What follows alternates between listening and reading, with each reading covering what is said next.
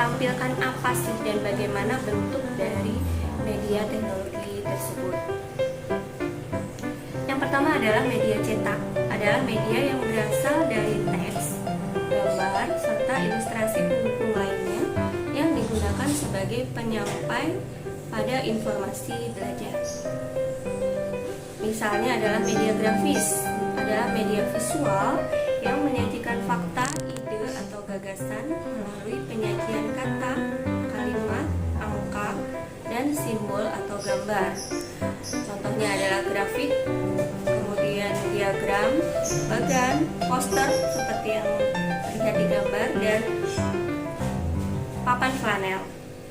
Media bahan cetak adalah media visual yang pembuatannya melalui proses pencetakan atau offset, meliputi buku teks, modul yang kita gunakan, kemudian LKS, majalah, dan handout.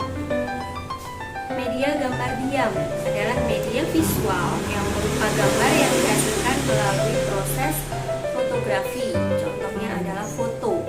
Nah, kelebihan dari media ini adalah lebih konkret, perbandingannya lebih tepat, dan dari segi biaya murah dan mudah didapatkan. Untuk kelemahannya, ukurannya kurang tepat dan perbandingannya juga kurang tepat, perbandingan antara foto dengan aslinya. Kemudian yang kedua adalah media pembelajaran proyeksi diam, adalah media visual yang diproyeksikan atau media yang memproyeksikan pesan di mana hasil proyeksinya tidak bergerak. Contohnya melalui OHP atau OHT, kemudian OPQ proyektor, slide, dan film strip. OHP atau overhead proyektor adalah media visual yang diproyeksikan melalui alat, misalnya write-on film, kemudian PVC transparansi film, dan infrared transparansi film. OPQ proyektor atau proyektor tak tembus pandang adalah media pembelajaran yang digunakan untuk memproyeksikan bahan dan benda yang tidak tembus pandang, contohnya buku, foto, model, baik yang 2 dimensi maupun 3 dimensi. Selanjutnya adalah slide atau film bingkai, adalah media visual yang diproyeksikan melalui alat yang disebut dengan proyektor slide. Untuk kelebihan dan kelemahannya bisa dibaca. Kemudian film strip adalah media visual proyeksi diam yang pada dasarnya hampir sama dengan media slide. Film strip ini terdiri atas beberapa film yang merupakan satu kesatuan di mana antara ujung yang satu dengan yang lain bersatu. Contohnya seperti yang ada di slide. Yang ketiga adalah media pembelajaran audio, adalah media yang penyampaian pesannya hanya dapat diterima oleh indera pendengaran seperti radio, file MP3, telepon, lab bahasa. Alat perekam pita magnetik itu bagian dari media pembelajaran audio. Kemudian media audio visual adalah media yang penyampaian pesannya dapat diterima oleh indera pendengaran dan indera penglihatan, contohnya film, televisi, dan video.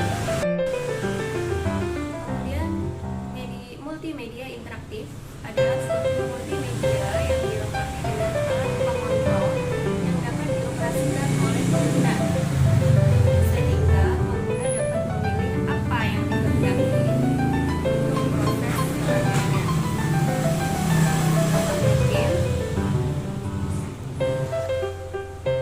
Selanjutnya adalah multimedia interaktif, adalah suatu multimedia yang dilengkapi dengan alat pengontrol yang dapat dioperasikan oleh pengguna, contohnya game, aplikasi berbasis Android yang kita gunakan sekarang ini pada masa pembelajaran jarak jauh.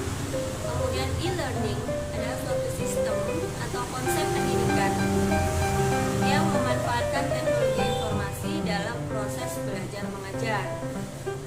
Contohnya Udemy, Ruang Guru, Code Academy, dan lain-lain. Banyak sekali fasilitas e-learning yang bisa kita download gratis dari